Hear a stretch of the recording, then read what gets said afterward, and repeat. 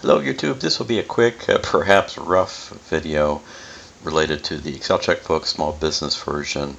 Somebody had a great question where they wanted to have a detailed report that combined from all the potential registers, accounts that they have. It's something that they want to be able to provide to their accountant or maybe their tax preparer when the time comes.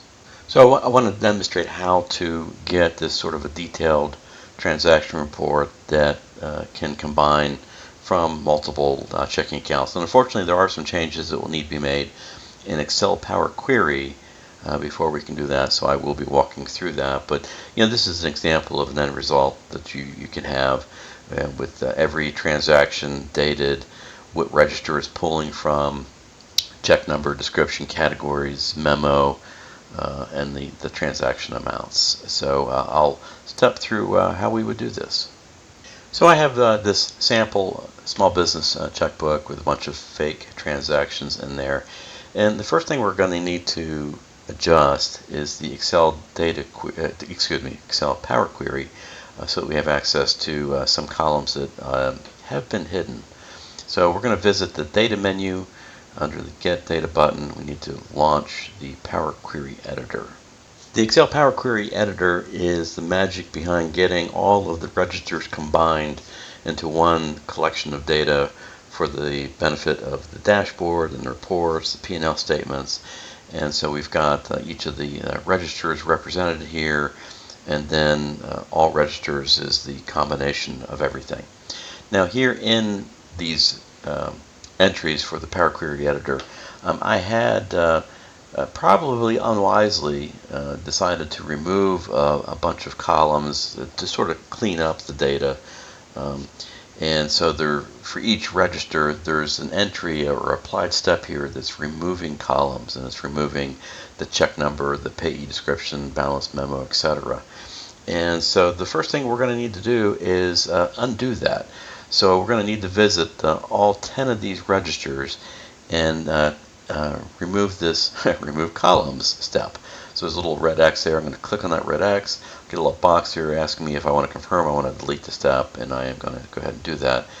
And after doing so, we suddenly now do have like check number, payee description, and some other columns that I had removed from my Power Query. I do definitely recommend just go ahead and doing this for all 10 registers, even if you're not using them yet. Just go ahead and do it so that you don't have to worry about this later on. So again, I'm just going to visit each one at a time and remove that remove columns step.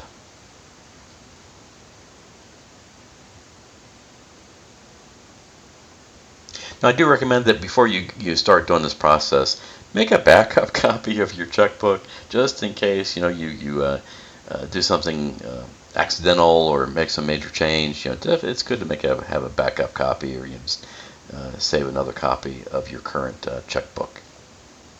All right, now I paused the video as I was continuing to do this process to spare a little bit of time here. But after now going through registers 1 through 10 and getting rid of that particular step, the entry here for all registers, it will not have that particular step that we need to remove, but it does have now all the columns, for date, transaction type, check number, payee description, withdrawal deposit, etc. Now the other thing that this Power Query is doing for us is it's also creating a column in here just called transaction amount. It's also giving me a column for year and month number, month name that has been really handy as I've created different reports, P&L statement stuff, etc. But again, now that I've done that removal of a step through register 1 through 10, I'm going to click on this Close Load button. All right, next, I want a new blank worksheet to create this combined transactional report. So down here, I can either use a little plus button right here to add a new sheet, or I can also just kind of right-click on any existing sheet, and I'll see a choice here for Insert. And under Insert, we're going to just insert a new worksheet. Okay, so now I've got one called Sheet 1. Of course, at some point I probably would want to give that a name, rename it to be something else. Here at the top, perhaps this is our year-end report. So you just put something like that in there. And I'm going to skip a couple blank lines. and go to the Insert menu. Under the Insert menu, there's a little drop down here for Pivot Table, because we do want to pick this Pivot Table option for external data source. So we want to create a pivot table from an external data source, and here on the screen it pops up. We're going to click on this button for Choose Connection, and it's now showing all that stuff from the Excel Power Query, all those separate registers. But here's that one for all registers. That's the one we want, so we're just going to click to open that up. As shows here that it's going to put this pivot table here in this existing worksheet that I just newly created. So we'll click OK. And we're now ready to start building pivot tables. So bear with me as we go through some of this. Now I know one of the first things I want is the date to be here. So I'm going to click and hold down my mouse and drag date down to rows and let go. Now a couple interesting things that are going to happen. It's going to automatically create new fields for years, quarters, months, and date, which I actually really don't want. So what I'm going to do now, because I only want the date, I'm actually just going to click and drag years up to there, and the same thing for quarters, same thing for months. I'm just dragging those back up to this pivot field box. Now I've got this list of dates. Next, I can decide whether or not do I want the check number to be in here. And I noticed that when I went looking for check number, it wasn't in the list. So, quick point of correction: if you don't see things like the check number or the payee description in your list, look for this refresh button and click it, and we'll kind of think for a few seconds, and suddenly we'll now have those missing columns that we weren't seeing before for like check number, payee description, etc. Alright, so if I want check number to be next, I'm going to drag it and drop it below date. Now ignore that this is starting to look kind of funky. Just ignore that for a moment. And next, see, I think we probably want maybe the payee description. So I'm going to also drag that down underneath of check number. And I probably want now some amounts. Now, depending on whether or not you want your report to strictly be expenses, you could just use the transaction amount field. But for sake of clarity, what I'm going to do is the withdrawal debit column, I'm going to drag it here to this values box and let go. And also, in case I do want to see the, deposits in this report, I'm going to go find the deposit credit one, drag it to be underneath of that one, and put that there. Alright, now before I start to add some more columns, I'm going to go ahead and sort of change the design or look and feel of this pivot table to just look a little bit more like I really want it to. So you'll have a menu choice for design that's beside pivot table analyze. We're going to go over to the design choice, and a couple things I'm going to do. There's a checkbox here on row headers. I'm going to turn that off. Under grand totals, I want to make sure that's turned off for both rows and columns.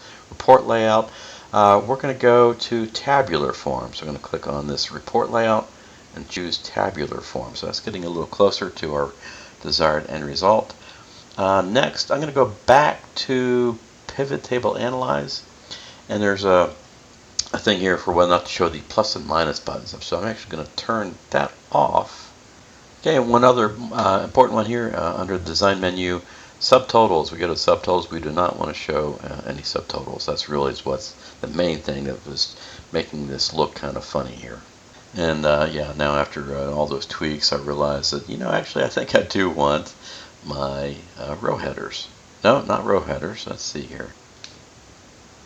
All right, in hindsight, we actually do want the field headers turned on so that we do see the column headings here for like date, check number, etc. Now, a couple other things that we can start to do here. This is pretty wide on that date column, so I'm just going to resize some of these things. So these columns here for withdrawal and deposit, again, I mentioned that maybe you only want your report to just show expenses, so you can play around with whether or not you're including both the withdrawals and deposits in your values list. But one of the things I would imagine is when you go to run this report, you probably only want it for a specific year. So here in our pivot table fields list, if we scroll down to here and find this one for years, I'm going to click and drag that one here to the filters area. And that way, now that we have a filter, we can say, hey, for this particular report, we only want to see it for, let's say, the current year, not for the any previous years, if you, happen to have that data here in your data set. A couple other things that you might want to do is see, maybe we want the memo in here. It's kind of handy sometimes to have notes about your transactions for the benefit of your accountant or tax professional. So I'm going to grab memo, and I think I'll put it after payee description. So I'm going to drag it to be below there. Notice that it's got these annoying blanks in here.